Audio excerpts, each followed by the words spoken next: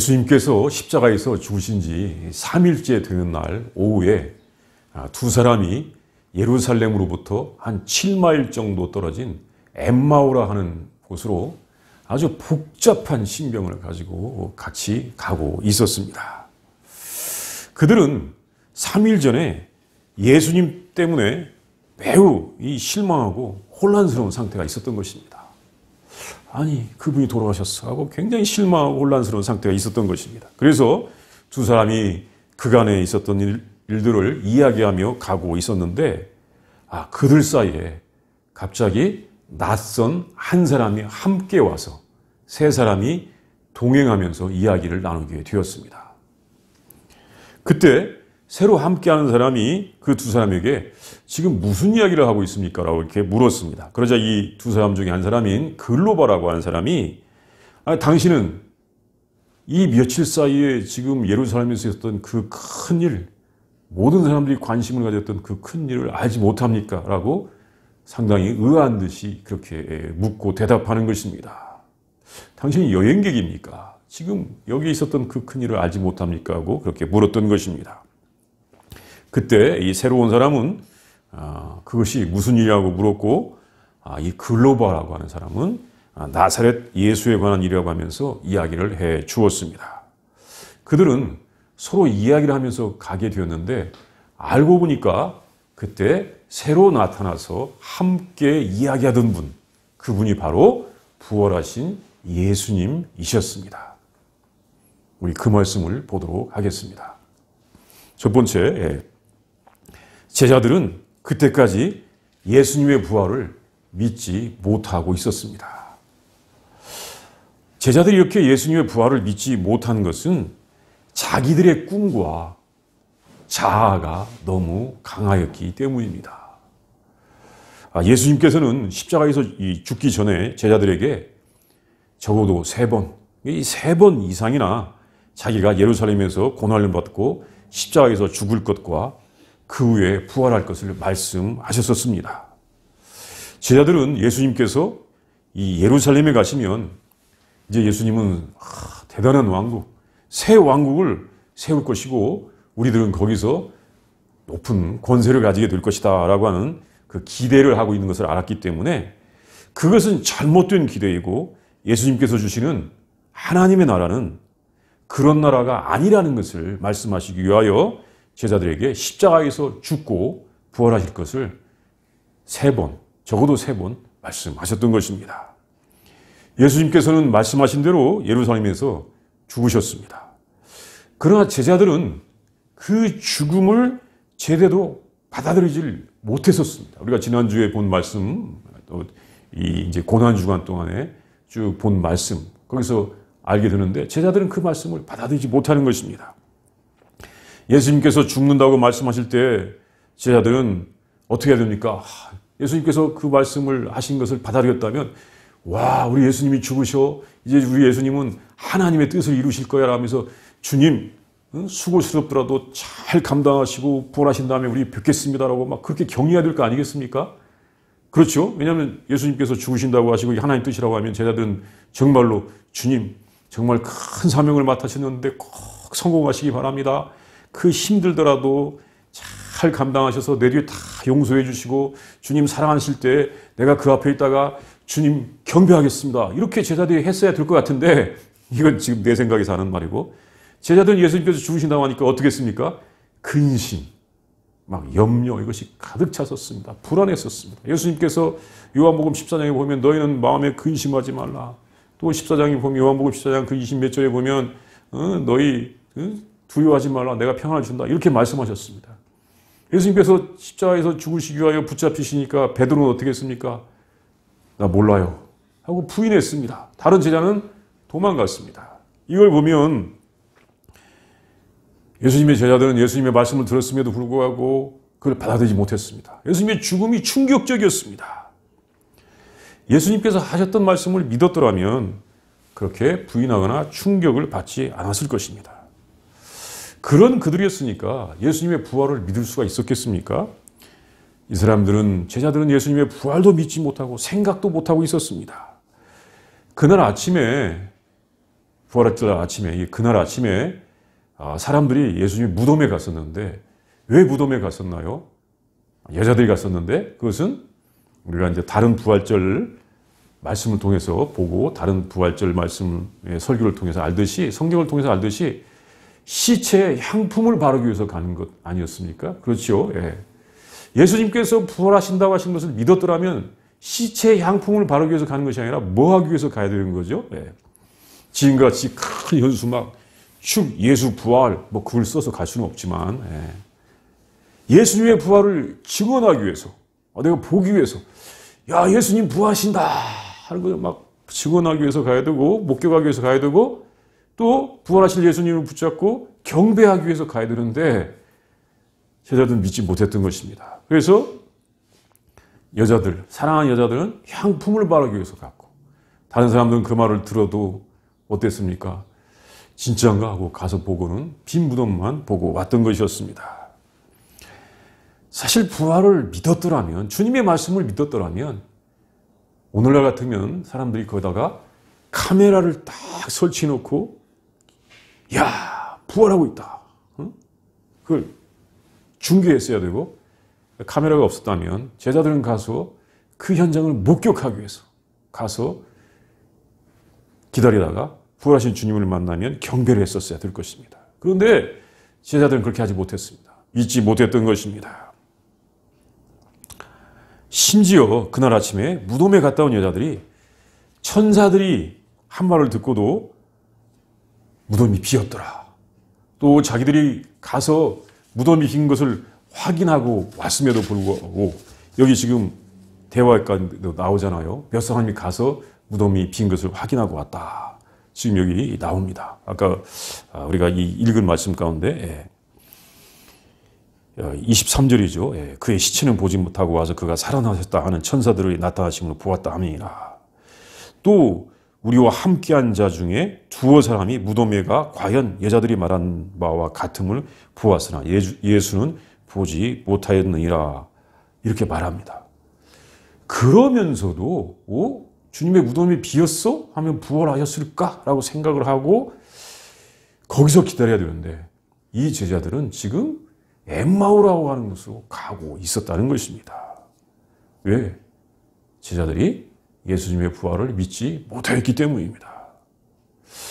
이때 이 엠마오로 가고 있던 두 제자는 12사도 중에 그 둘은 아니라고 봅니다. 이 글로바, 이 사람은 12사도 중에 있는 이름이 아니에요.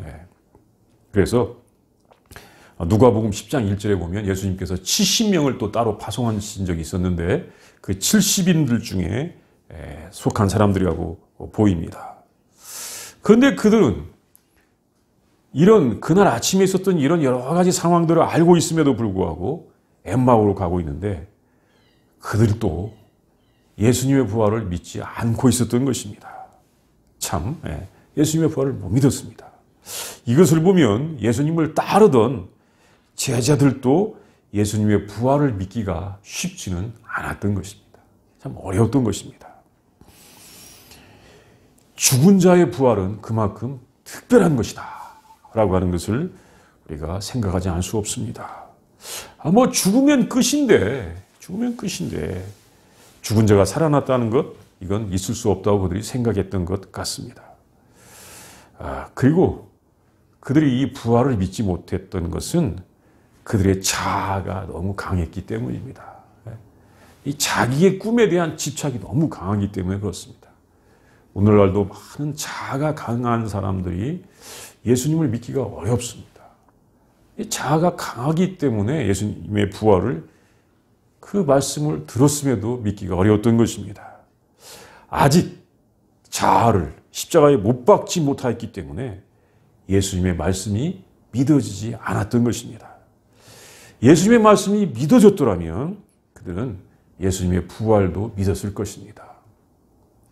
참 예수님의 부활을 믿지 못하는 것, 많은 제자들이 그랬고 오늘날도 자아가 강한 사람은 여전히 예수님의 부활을 믿기가 힘들다라고 하는 것을 우리가 생각하지 않을 수가 없습니다. 이제 두 번째는 부활하신 예수님께서는 친히 제자들에게 찾아오셔서 만나주셨습니다. 부활하신 예수님을 만난 것은 하나님께서 주신 은혜였습니다. 예수님의 제자들이 예수님의 부활을 믿거나 또는 기다리면서 경배할 준비를 하지 않았음에도 불구하고, 참 어떻게 생각하면 오늘날 그 권력 있는 사람들의 입장에서 보면 상당히 그 좀 짜증나는 일이에요. 권력 있는 사람들은 자기가 어디 갔다 올 때 다 누군가가 막 환영해 주기를 바라지 않을까요? 근데 예수님께서 그렇게 큰 사명을, 십자가에서 죽으신 사명을 감당하셨고 부활하심에도 불구하고 제자들이 영접, 환영 또는 거기에서 경배할 준비를 하지 않았는데도 예수님께서는 말씀하신 대로 부활하셨고 또 사람들을 만나 주셨습니다. 그들 중에는 누구를 만나 주셨냐면 예수님의 시신이 없어진 것을 슬피 울고 있던 막달라 마리아도 있었습니다. 막달라 마리아를 위로하기 위해서 만나 주신 것이었습니다. 막달라 마리아가 예수님의 부활을 믿었기 때문에 만나 주셨다기보다도 막달라 마리아는 우리가 알듯이 예수님의 시신이 없어진 것 때문에 가서 슬피 울고 있었지 않습니까? 네. 그런데 그런 마리아를 만나 주셨습니다.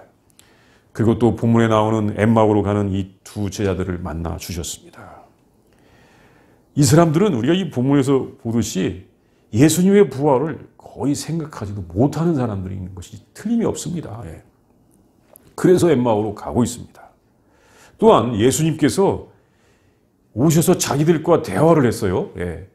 한 7마일, 여기 보면 25리 정도 되는 길을 갔기 때문에 어느 정도 걸어가야 되냐면 적어도 1시간 이상, 2시간 가까이 걸어가면서 대화를 해야 됨에도 불구하고 그들은 2시간 가까이 예수님과 대화를 함에도 불구하고 그분이 예수님인 줄 모르고 있는 것입니다. 왜? 예수님의 부활에 대하여 이만큼도 생각을 하지 않았기 때문에 그렇습니다. 그래서 예수님께서는 그들에게 참 더디 믿는다고 하면서 구약 성경에 나오는 대로 그리스도의 사역에 대하여, 예언에 대하여 다 말씀을 해 주셨습니다. 성경 공부를 많이 시켜주신 것입니다. 그런데 그럼에도 불구하고 그 사람들은 마음은 뜨거웠지, 나중에 말하죠. 우리의 마음이 뜨겁지 않았느냐. 마음은 뜨거웠지 부활하신 예수님을 만나보지 못했다는 것입니다. 이것은 이 사람들이 예수님의 부활을 전혀 생각하거나 믿지 않았다는 것입니다. 사실 12사도 중에 선택이 되거나 70명의 그 보냄받은 제자들 중에 선택이 되려면 예수님을 잘 아는 사람들이었을 것 같음에도 불구하고 그 예수님의 부활을 믿지 못하고 있었다는 것입니다. 그럼에도 불구하고 부활하신 예수님께서는 그들을 만나주시고 찾아오셔서 만나주시고 그들에게 그리스도는 고난을 당하고 죽고 부활을 해야 한다는 것을 알려주셨습니다. 참 그 사람들을 아주 지극히 사랑하시는 우리 예수님을 볼 수가 있습니다. 그러면 예수님께서 그렇게 말씀하시면 그들은 예수님의 부활을 믿고는 또 알아보아야 되는데 나중에까지 몰라보는 것입니다. 예수님께서는 이런 사람들을 만나주셨습니다. 참 어떻게 보면 말씀을 들었지만 잘 믿지도 못합니다. 그래도 만나주십니다. 사실 예수님을 따라다니긴 하지만 잘 모르고 따라다닌 것 같기도 합니다.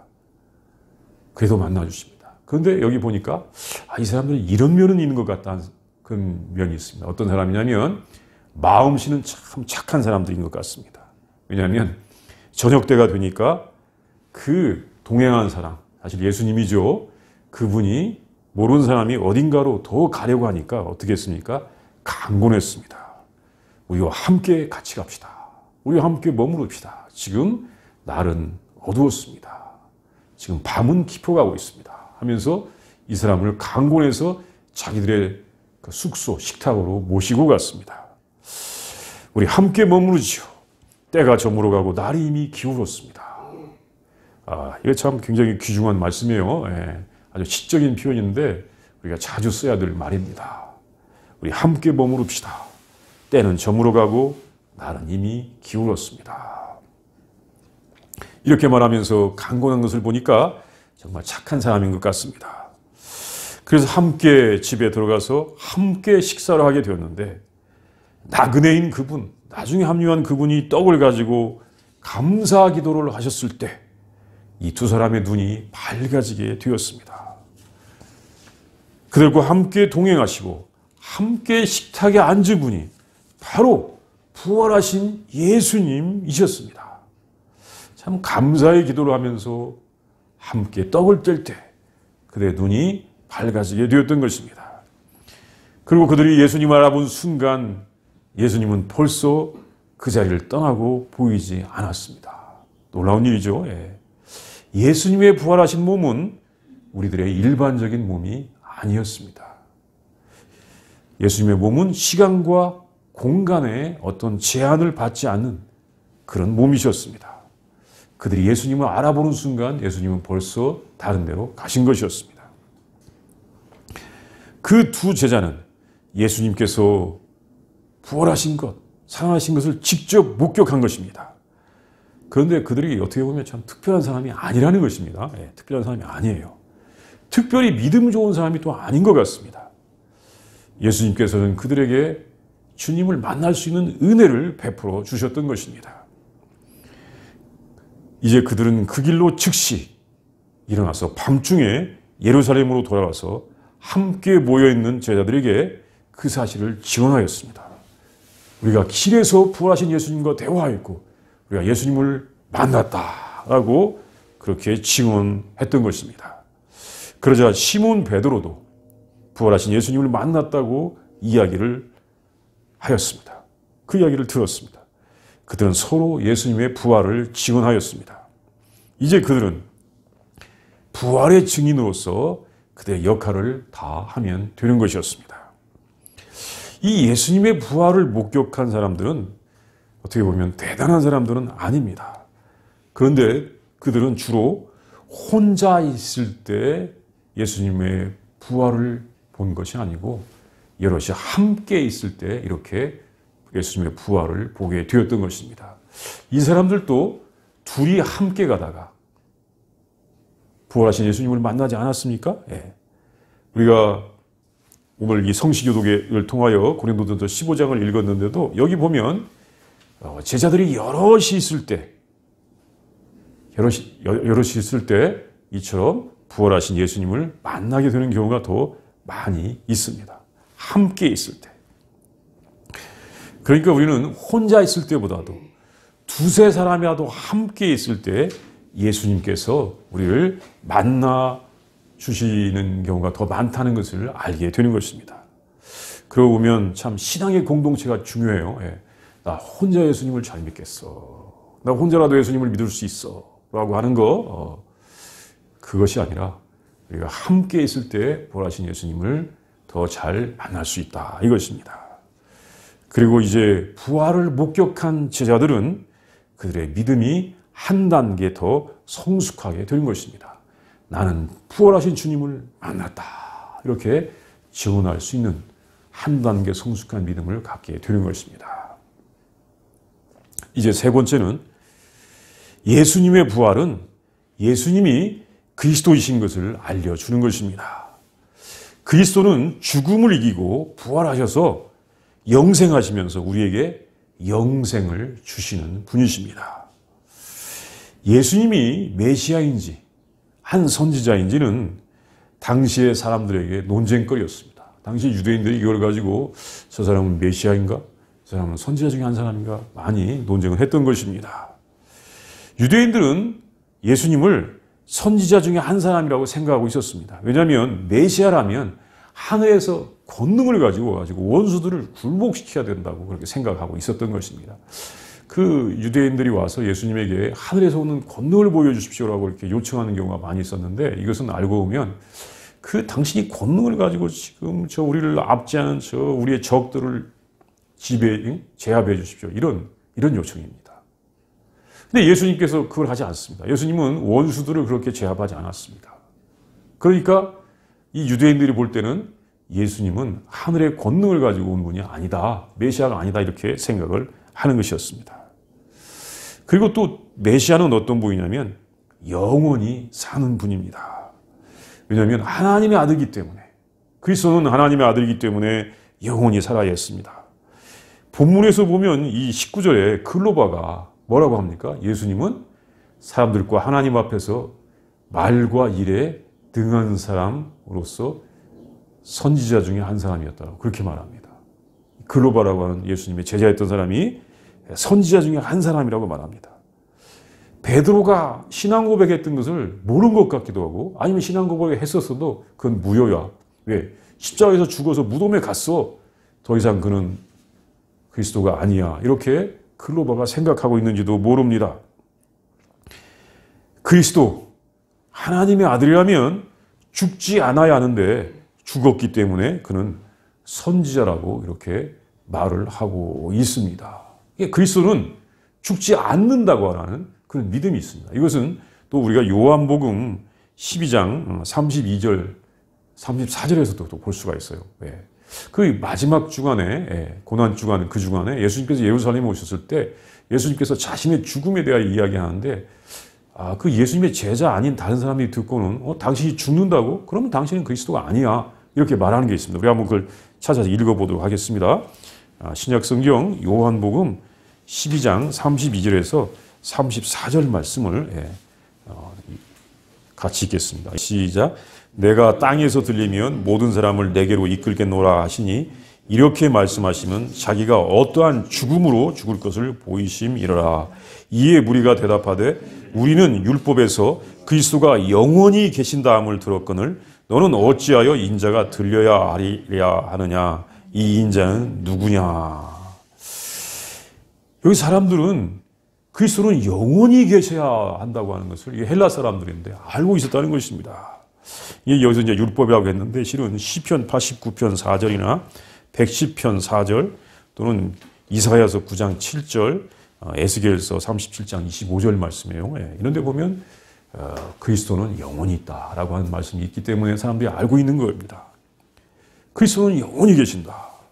그런데 예수님께서 죽으신다고 하는 것이 그리스도가 아니라고 그렇게 생각을 하게 되는 것입니다. 예수님께서 십자가에서 죽으셔서 무덤 속에 들어갔다는 것. 아무리 말과 일에 유능했더라도 그는 그리스도가 아니라는 것입니다. 그리스도는 영원히 존재해야 한다는 것입니다. 그래서 예수님의 부활은 어떻습니까? 예수님께서 부활하신 것은 예수님께서 그리스도이신 것을 확증시켜 주시는 것입니다. 예수님께서 부활하지 않았더라면 예수님은 아주 훌륭한 선생이나 하나의 위대한 예언자로서 그냥 끝나는 것입니다. 그냥 그렇게 되는 것입니다. 그런데 예수님은 부활하셔서 그리스도가 되신 것입니다. 죽음이 예수님을 붙잡아 줄 수가 없었습니다. 사도행전 2장 24절에 보면 베드로가 이렇게 선언했습니다. 하나님께서 그를 사망의 고통에서 풀어 살리셨으니 이는 그가 사망에 매어 있을 수 없었습니다. 사망이 예수님을 붙잡아 둘 수가 없는 분. 예수님은 그리스도이십니다. 그래서 이것 때문에 아주 로마서 1장에서는 아주 중요한 선언을 하였습니다. 우리가 이 로마서 1장 3절 4절 말씀을 언젠가 전에도 읽어본 기억이 있지만 또 한번 읽어보겠습니다. 왜냐하면 부활이 그만큼 중요한 것이기 때문에 그렇습니다. 로마서 1장 3절 4절입니다. 우리 시작. 그의 아들에 관하여 말하면 육신으로는 다윗의 일통에서 나셨고 성결의 영으로는 죽은 자들 가운데서 부활하사 능력으로 하나님의 아들로 선포되셨으니 곧 우리 주 예수 그리스도시니라. 아멘. 우리 예수님은 이 죽음에서 부활하셨습니다. 그래서 그리스도인 것을 확증하신 것입니다. 부활은 이렇게 중요한 사건입니다. 참 예수님은 죽은 자들 가운데서 부활하사 능력으로 하나님의 아들로 선포되셨다라고 이렇게 우리가 믿고 알고 있는 것입니다. 그분이 바로 예수 그리스도입니다. 예수님께서 부활하지 않으셨더라면 그리스도가 아닙니다. 정말 하나의 훌륭한 선지자일 뿐입니다. 부활은 그만큼 놀라운 것입니다. 근데 사실 부활을 목격하기 전까지는 믿을 수가 없는 일이기도 한 것입니다. 상투적인 말이지만 우리 인간에게 있어서 가장 큰 원수, 적은 무엇입니까? 그것은 죽음입니다. 사람은 죽음을 결코 극복할 수가 없습니다. 죽음이 참 창조주와 이 피조물 사이의 이 차이입니다. 아무리 과학과 의학이 발달해도 죽음을 극복할 수가 없습니다. 우리의 이 인간의 이 신체의 구조가 그렇다고 합니다. 아무리 건강 관리를 잘해도 때가 되면 죽을 수밖에 없게 되어 있습니다. 그래서 이 죽음을 극복하게 해주는 분이 그리스도이십니다. 예수님은 자신이 죽음을 극복하시고 그를 믿는 사람들의 죽음을 극복하게 해 주셨습니다. 그래서 예수님을 믿는 제자들은 죽음을 두려워하지 않고 진리를 위하여 온갖 위험을 무릅쓸 수가 있었던 것입니다. 예수님과 함께 죽음이 극복되었기 때문입니다. 고린도전서 15장, 부활장이죠. 이 고린도전서 15장의 중요한 말씀은 부활하신 예수님께서 우리의 부활을 확증한다는 것입니다. 다른 말씀이라기보다는 너희가 왜 부활이 없다고 하느냐. 예수님이 부활하셨다. 예수님께서 부활하셨기 때문에 우리들도 다 부활한다. 이것을 우리에게 강력하게 전해주는 말씀이었습니다. 우리도 부활한다. 모든 사람이 부활한다. 생명의 부활이나 심판의 부활로 나온다. 예수님의 부활이 그래서 아주 역사적인 사건이 되는 것입니다. 모든 사람도 부활한다. 부활이 없다고 말하지 말라. 나는 아무리 부활하기 싫다고 생각한다고 할지라도 어차피 당신도 부활한다. 왜? 예수님께서 부활하셨기 때문에. 둘 중에 하나로, 하나는 생명의 부활이나 하나는 심판의 부활로. 이것이 예수님의 부활이 우리에게 전해주는 놀라운 말씀입니다. 우리가 예수님을 예수 그리스도라고 부를 때는 이미 그 호칭 속에 부활하신 분이라고 하는 고백이 포함되어 있습니다. 혹시 모르고 예수 그리스도라고 했을지라도 그리스도라고 하는 말 속에 아까 말한 것처럼 그 속에 무슨 뜻이 있나요? 선지자가 아니고 그리스도가 하는 것은 이미 부활하셨다라고 하는 그 뜻이 있는 것입니다. 그 부활하신 분이 하나님의 은혜를 이 세상에 가져오셨으며 우리를 구원하여서 하나님의 나라로 이끌어 주십니다. 예수님의 부활은 우리의 믿음을 온전하게 합니다. 자아 중심의 믿음에서 하나님의 나라를 보고 부활하신 예수님과 동행하는 믿음이 되게 하는 것입니다. 이 부활절에 우리들이 부활의 증인이 되면서 온전한 믿음을 향해 가시는 우리 모든 예수님의 제자들이 다 되시기를 바랍니다. 네, 우리 이 시간 다 함께 기도하겠습니다. 먼저 묵상합니다. 이 누가복음 24장 13절 이하에 나오는 엠마오로 가는 두 제자. 정말 여러 가지로 복잡한 심경입니다. 실망하고 어렵고 힘듭니다. 그런데 그 예수님에 대하여 이야기하고 있는데 부활하신 예수님께서 오셔서 자기들과 동행해 주시고 자기들에게 하나님의 말씀을 다 알려주십니다. 그리고 함께 식탁의 자리에 앉아서 축복하여 주십니다. 그러면서 부활의 증인이 됩니다. 자, 이 복잡한 세상, 이 힘들고 어려운 세상을 살아가면서 우리가 이 말씀을 함께 오늘 한번 묵상, 상상해 보도록 하겠습니다.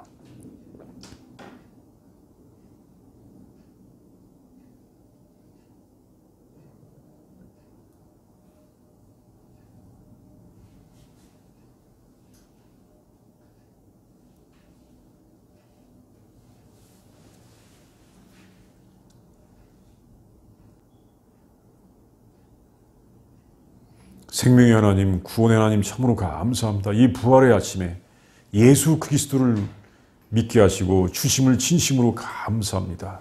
예수 그리스도의 그 말 속에 부활하신 자라고 하는 예수님의 부활의 신앙의 고백이 있다는 것을 우리가 알고 감사하며 주님을 찬양합니다. 주님 또한 우리가 예수님의 제자로서 생명의 부활로 나오게 하실 은혜를 주신 것을 믿고 감사를 드립니다. 주님 이 부활절 우리가 온전한 믿음을 가지고 하나님의 나라를 향하여 나갈 수 있게 하여 주시옵시고 우리 주님, 부활하신 주님과 늘 동행할 수 있도록 인도하여 주시옵소서. 하나님 온 땅에 우리 부활의 소식, 주님의 부활의 소식이 가득하게 하여 주시옵소서. 모든 사람들이 예수님의 부활을 믿게 하여 주시옵소서. 예수님의 이름으로 기도합니다. 아멘.